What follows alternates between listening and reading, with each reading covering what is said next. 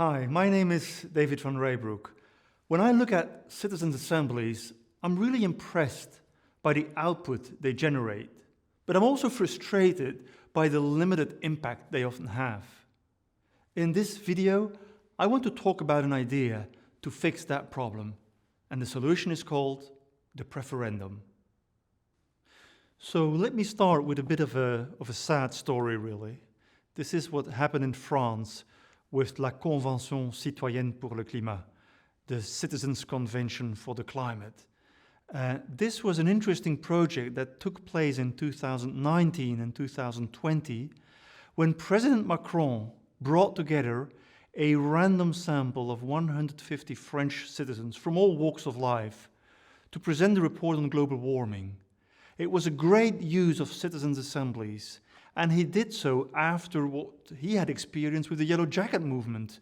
He had brought in a new tax on fossil fuels, and that had enraged large part of France, especially the rural part, where you don't have public transport, where you don't have a metro every 3 seconds.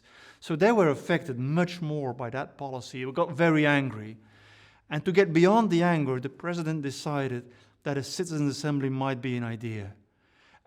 He even promised that the recommendations of that citizens' assembly were going to present it unfiltered, sans filtre, to the relevant authorities. So this was a great start. But then, if you look what happened after the work was done, citizens came up with 149 recommendations after 7 months of working together. And it was a bold and coherent and ambitious package to deal with climate change in France. But if you look in detail, 3 of these recommendations were immediately rejected by Macron. 55 of them were watered down by official instances. That's the slides in red. And then 76, more than half of them, were rejected or ignored. At the end of the day, only 15 were implemented.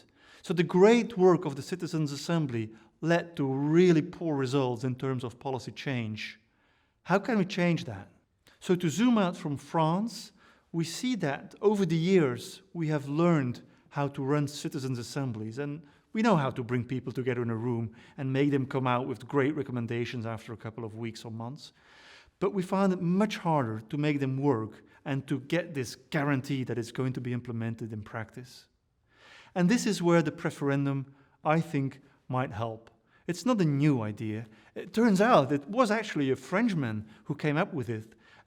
Count de Borda was an 18th century French mathematician who believed that it would be interesting to design a voting procedure whereby people could not only vote for one thing, but for many things. And it would give greater support to a number of policy recommendations. So this is how it could look like. It looks like a ballot paper, but quite different from what you've seen before. Every French citizen would be invited to rate and rank the proposals that came out of the Citizens' Assembly. And for instance, on the topic of carbon tax, you would be able to indicate whether you entirely disagreed or entirely agreed, or anything in the middle between these two extremes with that particular proposal. And you could do this for every single proposal. And at the end of the form, you would even be invited to highlight the 3 topics that for you are the most urgent ones to address.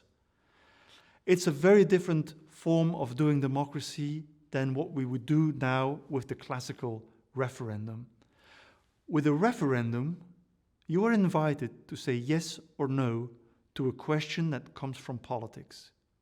With a preferendum, you're allowed to evaluate and validate ideas that have been put forward by fellow citizens. And it makes for a much richer input. It helps you to go from individual preferences to collective priorities.